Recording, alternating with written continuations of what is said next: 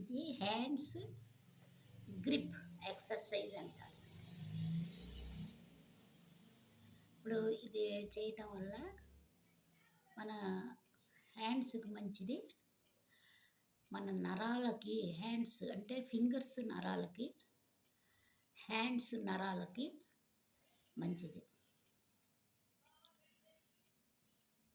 1 2 3 4 5 6 7 8 9 10.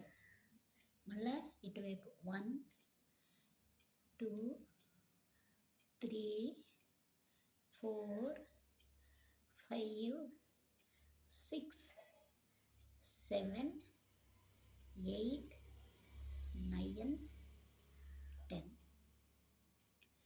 Paralysis వాళ్ళు కూడా ఈ ఎక్సర్సైజ్ చేయొచ్చు.